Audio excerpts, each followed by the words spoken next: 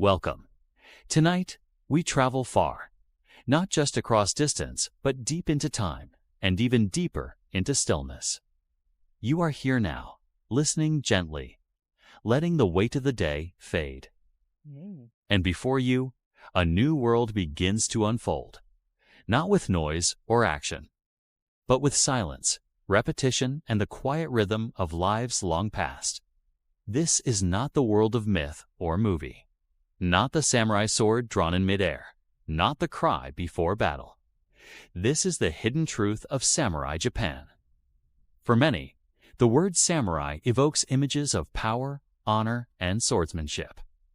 And yet, behind the legends lies a quieter story of obedience, struggle, isolation, and deep discipline. Tonight, we'll walk slowly through that world. We begin with the daily life of a low-ranking samurai, a man caught beneath the armor, not in glory, but in routine. Then, we'll follow the story of Miyamoto Musashi, not as a warrior, but as a traveler, a philosopher, a man alone with his thoughts. Next, we'll enter the shadows of the swordsmith's forge, where spiritual precision and quiet obsession shaped more than blades. And finally, we'll step inside the world of a daimyo, a lord where tea was poured slowly and rituals were followed with deliberate care. So, let your body settle, let your breath ease, and imagine yourself beneath a pale paper lantern, the sound of rain gently tapping the roof of a quiet home. Outside, the pine trees sway in silence. And inside, we begin. Imagine waking before dawn, not to the clang of battle, but to the soft knock of duty. You are a samurai, but not a noble, not a commander. You are low in rank, a foot soldier in fine name only. Your house is modest. Wooden beams dark with age, tatami mats worn from use. The morning air is cool and still. There is no fire yet, no warmth. The silence is not peaceful, but expectant. There are rules to follow, always rules. Your robe is plain, your sword dull from disuse. You polish it anyway, every day. Ritual matters more than function now. You have not drawn it in months, maybe years. But to neglect it would dishonor you. Even in idleness, your weapon is a burden to carry. Outside, the street is empty. The village has already begun its slow stirring. Merchants sweep their stalls. Children carry water. And you make your way toward the small outpost where you serve. There is no battle waiting. There rarely is. Your duty is observation. Quiet, boredom, cloaked in alertness. You sit, you watch, you wait. Some days, there are errands for your lord. Escort a message. Deliver an item, sure that someone important is treated with visible respect. There are whispers, always whispers, of uprisings, of bandits, of rival clans, but they rarely touch you. You are not paid for your skill. You are paid for your silence, your stillness, your conformity. The pay is meager. Enough for rice, but not always meat. Enough for sandals, but not for their repair. And so your robe is patched. Your sleeves are frayed. Your neighbors respect you. In name. In truth, you are closer to them than to the ruling class. Occasionally, you train. Not because you will use your sword, but because you must maintain form. You swing in repetition, slow and steady. The bamboo cracks under your strike, and you bow, again and again. Not for progress, but for precision. There is no glory here. No poem will be written for your life. But you must behave as though one could be. At night, your home is quiet. You boil rice. You mend your sash. You sit by the flickering oil lamp, staring at a scroll you've read many times before. The ink has faded, but you know the lines. They remind you who you are supposed to be. You sleep on the floor, your sword close by. Not because you expect danger, but because you were taught to. And so the days pass, each one like the last. The rhythm of your life is not chaos, not violence, but repetition. Silence, restraint.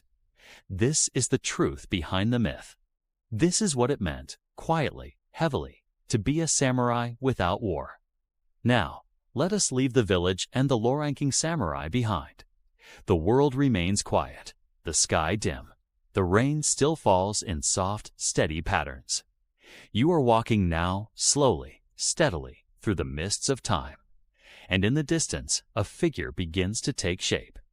Alone, dressed in simple robes, with 2 swords at his side. His hair is tied back, his footsteps are unhurried. He carries no banner, no entourage, no possessions beyond what he wears. This is Miyamoto Musashi. Not a legend, not yet. Not the man etched in bronze or stylized in ink. Just a traveler, a ronin, a samurai without a master. He was born, it is said, in the year 1584, or thereabouts. Even his beginnings are misted with uncertainty. Some believe he was born into a minor samurai family. Others suggest his origins were more humble. Akei rarely spoke of his past. As a boy, he fought his first duel, at the age of 13, and won. But his journey was never one of celebration. Musashi's path was a solitary one. He did not serve a lord. He wandered. From province to province, he carried his swords, slept in fields, and challenged other warriors. Not for fame, not for blood, but, it seems, for understanding. He fought over 60 duels, each one different, each one quiet. He often arrived unannounced, fought without ceremony, and left before anyone could ask questions. His most famous duel took place in 1612, against Sasaki Kojiro, another master swordsman. The fight was held on a small island. Musashi arrived late. Deliberately, he carved a wooden sword from an oar, stepped ashore, and defeated Kojiro in a single stroke. But there is no triumph in this retelling, only movement, only the calm before and after. For Musashi, even victory seemed to carry the same quiet weight as walking. In his later years, he began to withdraw further from the world. He took no students. He built no school. He meditated. He painted. He wrote. And eventually, he composed the Book of 5 Rings. Not a book of combat, truly, but a book of philosophy. Strategy as life. Balance as principle. In its pages, you will not find flamboyant declarations. You will find instructions to observe, to remain still, to see the patterns in all things, the rhythm of water, the tension of stone, the opening in the breath between movements. Musashi spoke of no path being the same, and of truth being found through repetition. He believed in emptiness, in not clinging to technique, not to style. He died in 1645 in a cave he had chosen for his final rest. Not in battle, not with fanfare, but alone, sitting in meditation, sword by his side, as still in death as he had been in life. And so, the story of Miyamoto Musashi is not truly about victory. It is about solitude. It is about discipline that transcends structure. A life lived quietly, but with deliberate motion. The myth tells of a warrior, but the truth is far more silent. Let us now step even deeper into the quiet heart of samurai Japan. Not into the battlefield, nor the temple, but into a place of fire and silence. A place where metal met meaning, where craftsmen worked not with haste, but with intention and reverence. The swordsmith's forge. You may imagine it loud, the clang of hammer on steel, the roar of fire. But this forge is not loud. The fire does not rage, it breathes. The hammer strikes slowly, rhythmically. The process is not industrial, it is meditative. Imagine yourself standing just outside the entrance. The air is warm, faintly scented with charcoal and earth. Inside, a single figure. The smith works alone. He wears a plain robe. His hands are steady, worn smooth by repetition. He bows before the fire. This is not just metalwork. This is ritual. The katana, the curved blade we associate so closely with the samurai, was not merely a weapon. It was a reflection of the soul. and so its making was treated as sacred. The process was long. First, iron sand tamahagane was smelted in a clay furnace, the tatara, over many days and nights. The steel produced was not used all at once. The smith would inspect it, examine the grain, choose only the best sections. The blade was forged in layers, folded again and again, sometimes hundreds of times, not to increase strength, as some myths say, but to purify, to balance hardness with flexibility, to refine, to bring order from chaos. As the metal was folded, cooled, and folded again, the smith would sometimes whisper prayers. Each stroke of the hammer was a gesture of discipline, not force. Then came the shaping. The curve of the blade was not hammered in, but born from the final quenching, a process where the heated blade was cooled rapidly. To achieve the curve, the smith applied different clay thicknesses to different parts of the blade. Thicker on the spine to cool more slowly, thinner on the edge to harden quickly. This, too, was an art. The line where the clay had once been. The hamon shimmered across the blade like frost. No two were alike. And then, polishing. Longer, perhaps, than forging. Polishers were craftsmen in their own right. With stones of increasing fineness, they brought out the blade's character. Its grain, its light, its balance, all in silence, all in reverence. But behind all of this was mystery. Many swordsmiths worked in isolation. Their methods, passed down orally, never written. Their names, sometimes, never known. In some blades, we find inscriptions. In others, only silence. Even today, blades are found buried in the earth, sealed in temples, hidden in shrines. Some rusted, others still gleaming, their secrets untouched. Who held them? Who forged them? Were they ever drawn? We do not always know, and perhaps that is the point. The samurai sword was not made to tell stories.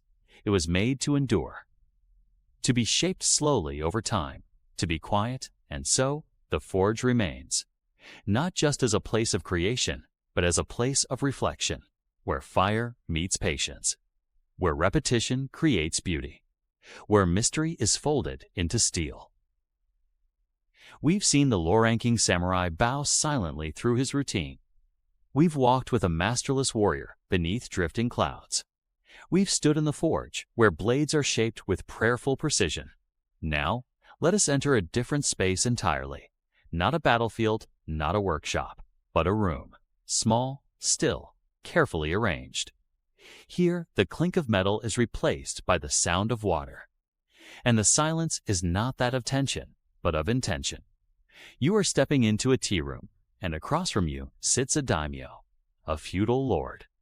Powerful, respected, and dressed not in armor, but in simple, formal robes.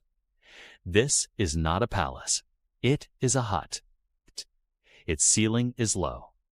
The entrance small, deliberately so that even the highest-ranking must bow as they enter.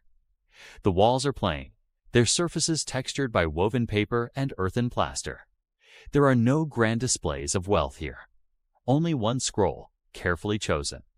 One flower, freshly arranged. Everything has purpose. Everything has balance. The daimyo does not speak much. Conversation, if any, is quiet. A comment on the weather, a reflection on the season. You do not rush. You do not impress.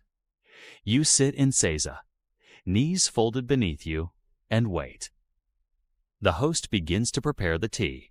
You watch his movements, the lifting of the ladle, the turning of the bowl, the gentle rotation of the whisk in the hot water. It is a performance, yes, but not for spectacle. Each movement is practiced, refined, minimal. There is beauty in restraint. There is elegance in repetition. This is the way of tea, Chinoyu, a ritual with no audience, a ceremony with no climax. The tea itself is simple. Bitter matcha whisked to a froth. You take the bowl with both hands. You turn it slowly. You sip. It is not sweet. it is not meant to be. The daimyo watches not to judge, but to participate. In this moment, there is no hierarchy, no command, no wealth. Only the sharing of a gesture, a quiet surrender to form. And yet, outside this room, the daimyo holds immense power. He commands armies, he governs vast lands. He wears silks, collects taxes, receives bows from hundreds. But in here, all of that is left behind. This is the hidden truth of elite life in samurai Japan. Power was not always loud. It was not expressed in gold or luxury, but in stillness, in control, in the deliberate practice of restraint. Later, the daimyo may return to a hall of lanterns, to a scroll of war maps, to formal councils. But here, for these few minutes, he is a host, and you are a guest. And both are students of the same silent discipline. The tea ceremony ends not with applause, but with a bow and a return to quiet. The kettle cools, the steam fades. The scroll on the wall sways slightly in the breeze, and then nothing. Only stillness. And now, our journey through the quiet corners of samurai Japan draws to a close. We began in the dust and discipline of the village, not with warriors in glory, but with a low-ranking samurai. Rising early, carrying duty like a second skin. We walked alongside Musashi, not as a myth, but as a man, wandering alone through misted fields, seeking meaning not in victory, but in balance. We stood beside the forge, where fire did not rage, but pulsed quietly, shaping steel the way a stream shapes stone, slowly, precisely, over time. And we sat in stillness with a daimyo, drinking bitter tea, watching the steam rise, learning that true power can be soft, and true presence can live in silence. The world we explored tonight was not loud, not filled with war cries or clashing swords. It was a world of repetition, of rules, of long silences filled with small meanings. A world where strength did not always roar. Sometimes it bowed. Sometimes it whispered. As you rest now, perhaps you feel the same rhythm that guided those lives.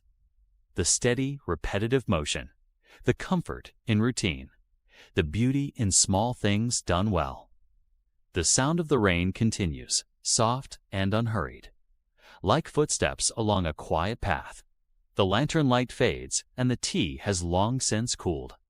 The katana has been returned to its mount. The scroll is rolled and tied, and the day has ended. So allow your thoughts to settle, like dust on a wooden floor. Allow your breath to slow, like the cooling of the coals. Let the stillness rise around you, soft as a robe, calm as a shadow, and let sleep take you, as it has taken so many before, not in haste, but with grace and silence. Good night.